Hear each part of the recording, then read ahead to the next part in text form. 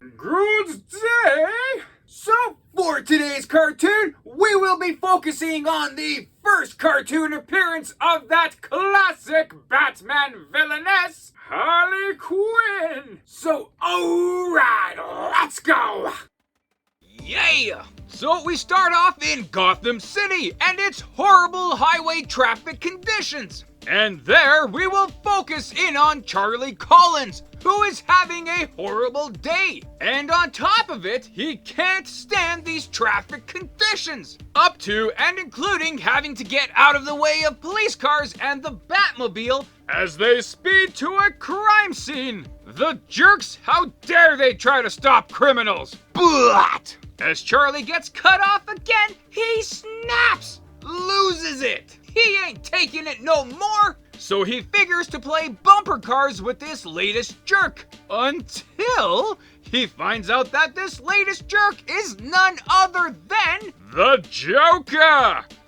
Now you've done it, Chuck. Now you've gone way too far. So the Joker, being the concerned motorist that he is, decides to chase him down in the woods and teach him a lesson of proper driving etiquette. Which, you know, for the Joker, is just flat out murder. But instead of offing him, Joker takes Charlie's name and number and ID and everything and says that he'll be back for him to cash in a little favor. Which, man, you know, that's almost more of a mind screw than being ended right there and then, right?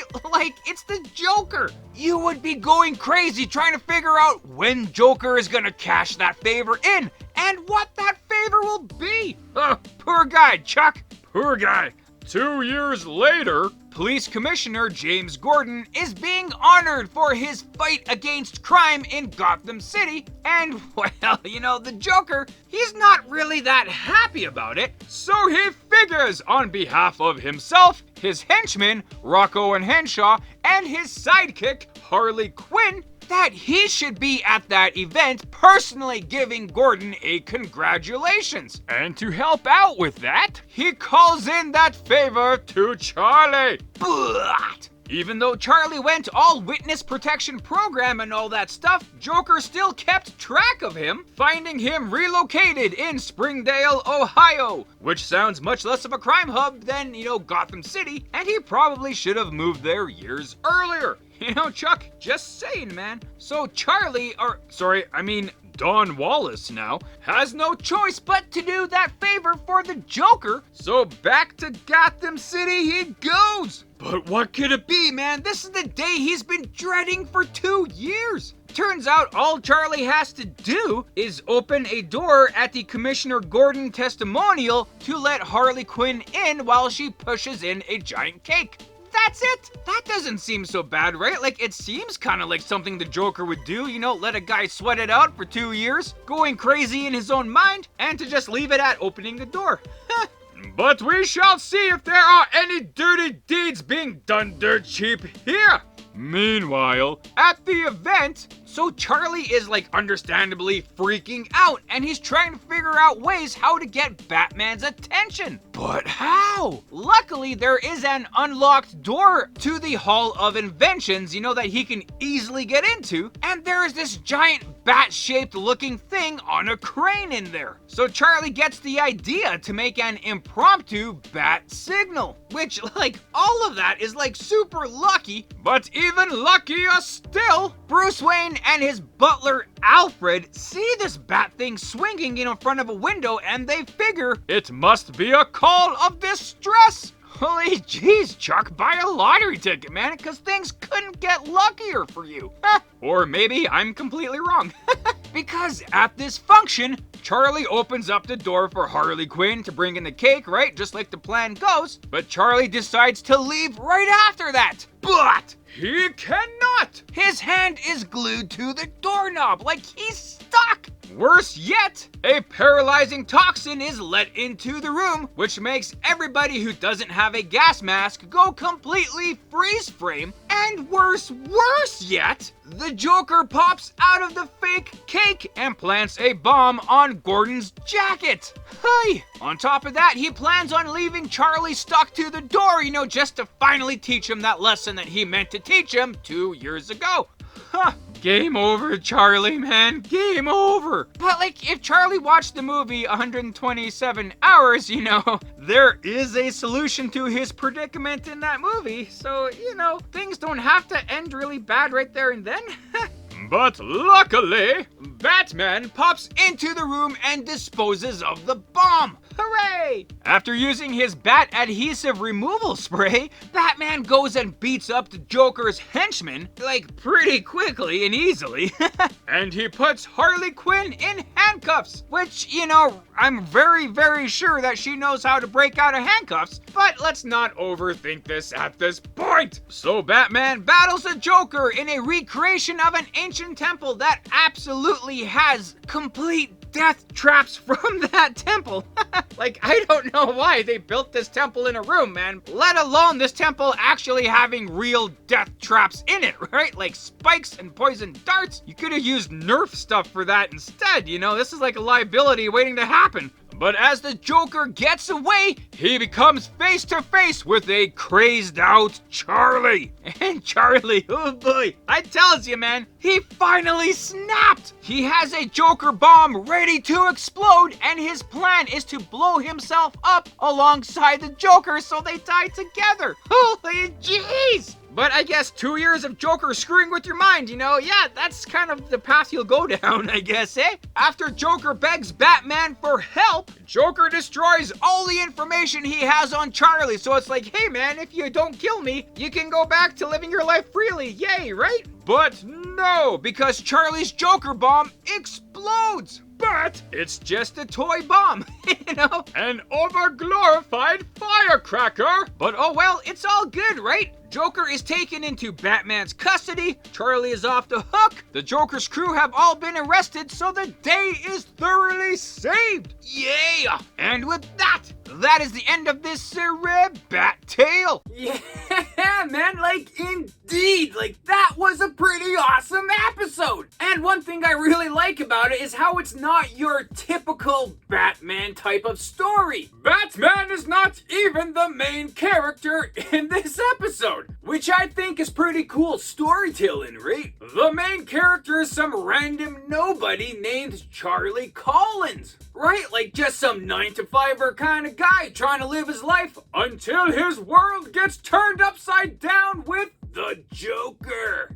So it is kind of neat to see how, the Joker treats, the average citizen, right? We do see how the Joker treats, a super crime fighter, and how the Joker treats the police force. But some random Joe Blow, what does he do with them, right? He totally plays with their mind, that's what. But in this episode, man, Charlie wasn't just some random nobody, right? He was a guy who was totally fed up with being pushed around by society, by his bosses, and all this kind of stuff. And he has had enough! He's actually quite similar, to Michael Douglas's character in that movie, Falling Down, right? In that movie, the guy's had enough with society and he just loses it, taking matters into his own hands, Kind of similar to what happened with Charlie, right? He tried to take matters into his own hands. Unfortunately, he met up with Mr. J. But, I really do love how it was Charlie, some guy who just kind of had enough, who actually defeated the Joker. And Batman just happened to be there to pick up the pieces, right?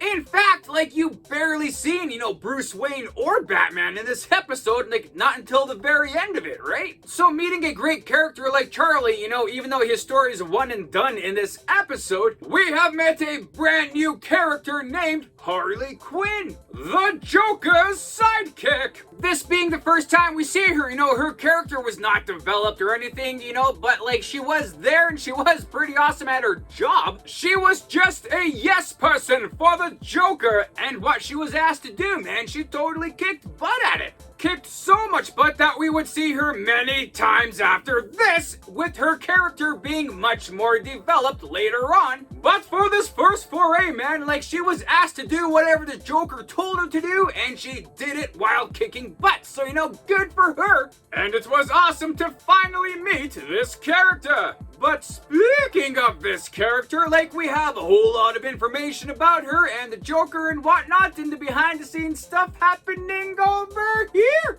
Yeah, so Harley Quinn! So earlier I mentioned how this was her first cartoon appearance, which is a correct statement. However, there is a bit more to that. Not only is it her first cartoon appearance, this cartoon episode was actually her worldwide debut. Most characters start off into comics and then get adapted into a cartoon, whereas a very rare few characters debut the other way around, right? Cartoon or television first and then get adapted into the comics? Like, geez, you would have to be a pretty awesome character in order for that to happen. And in the case of Harley Quinn, indeed she is awesome. So Harley Quinn was created by two people who worked on the Batman show, Bruce Timm and Paul Dini. And the whole genesis of Harley Quinn started off with this scene here, where a beautiful blonde woman is bringing in a cake that is carrying the Joker at the Gordon testimonial. So while they figured it would be pretty cool to have, a beautiful woman like that bringing Joker in, they had to stop and think, like, what is this woman doing with the Joker, right? Like, what's the relationship there? So they had to flesh the whole character out. And they took a bit of inspiration from the 1960s Batman live-action show. You know, that legendary one starring Adam West? Because in that live-action show, a lot of these special guest villains would have a female mobster in their gang, where that female character would have more lines than her male counterparts, who generally didn't have any, and she would have much more screen presence too. So Tim and Dini figured, yeah, let's do that with this character. But then what's her name? What's her costume? What's her deal? Well, everything else about the character conveniently fell into their lap. You see, Paul Dini was watching an episode of Days of Our Lives because his college friend, Arlene Sorkin, was playing a jester in a dream sequence kind of a scene. I don't know exactly what was going on in the scene. Nonetheless, he was like, yeah, a female jester. That makes sense for a Joker gang member, right? So with that, Paul Dini was starting to build the personality of the character, and he just naturally made the character exactly like his friend, Arlene Sorkin. How she's a bubbly, positive person, she's funny, quick-witted. He took a lot of her mannerisms and whatnot, and boom! You have this character's personality! And because the character was completely based on Arlene Sorkin, they just asked her if she wanted to voice the character, And so she did! She added a bit of a Brooklyn accent to it, which isn't really natural for her, but it worked out pretty awesome. They chose the name Harley Quinn, as a play on words for that classic character, Harlequin, that comedic trickster, jester type servant kind of a character, which was made really popular in the 16th century, in case you didn't know. And that Harlequin character would wear a red and black suit sometimes with like diamonds and stuff on it, so that was added to her costume. And also Bruce Timm did like the design of a costume for the Golden Age superhero named Daredevil from Lev Gleason Productions. Not to be confused with the Marvel Comics Daredevil or anything like that. So you take that Daredevil character, that Harlequin character, and bada bing bada boom, you got to look for Harley Quinn. And that is where we wind up with this character up to this point, right? Like, she was actually intended to be just featured in this one episode, and that's it. So they didn't develop the character really that much, But, people really liked this episode, and they really liked the Harley Quinn character, so she kept on popping up more and more. We learn eventually that she was very much a sane person, and she was the Joker's psychiatrist at Arkham Asylum. But while working with the Madman, she went quite mad herself. And she fell in love with the Joker in the process. But that's for another video. So she did eventually make it into the comics. Her first comic appearance was in The Batman Adventures number 12 in 1993. So that was a comic based on this cartoon, so it's not really, like officially DC Comics canon character, right? But she did become canonized in Batman Harley Quinn number 1 in 1999. At that point, she's an official DC Comics character, and the sky's the limit for her, right? You would see her in other cartoons, in live action, in video games. Pretty darn awesome character for someone who was intended to be a one-off, hey?